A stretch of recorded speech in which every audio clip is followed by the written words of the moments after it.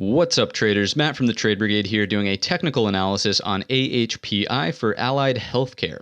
Now, on the left-hand side, we have our daily time frame chart, and on the right-hand side, a 30-minute chart. Just quickly mapping out very quick, obvious levels of support and resistance from the daily time frame. You'll note that we're kind of trading within this range with some very odd upper wicks coming in, all around that 10-20-ish mark, and we have a clear flat area of support around $5.50. After that, it looks like there is this mid-range area of resistance kind of around 667. Now we'll flip over to the 30-minute time frame to see what exactly is going on with these levels. Just zooming out, you can kind of see what we just sort of denoted on the daily, right? Very clear channel here with some outliers way up above at that 1021 mark. So currently headed into the upcoming week, what I want to point out is that we had a huge surge of volume on Friday. It's very easy to see here on the daily time frame chart. So I really want you to be cautious of the volume that is either there or not there headed into Monday. If volume completely dries up on this thing, I want you to avoid it like the plague, simply because liquidity will be a huge issue getting in and out. Don't get caught in a pump and dump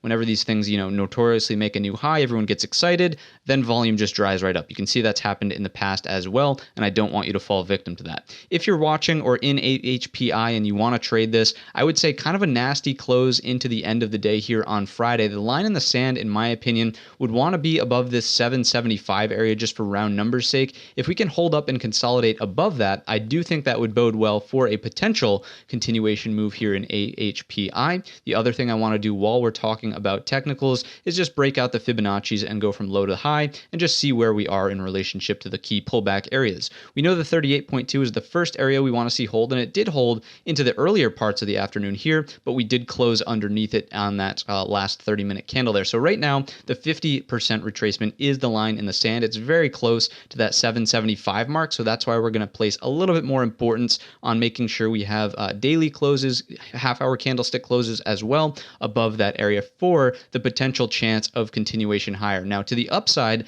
there's really not a whole lot of data to talk about in this very choppy zone that we've been experiencing these pops into. So really, I would say if you can get an exit up here back towards the highs up around 1021, I would favor that simply because the chart has failed to stay above it now a number of times whenever it does seem to pop. So AHPI looking a little bit like a pump and dump. I'm not going to completely call it that outright, but just not something I would advise too many people get involved in trading unless you're highly skilled in and out, very aware of your own capabilities as a day trader and particular setups like this. So this is more of an advanced chart. Again, not really recommending that you take a position in this unless you already have one and or are someone with some skilled day trade chops.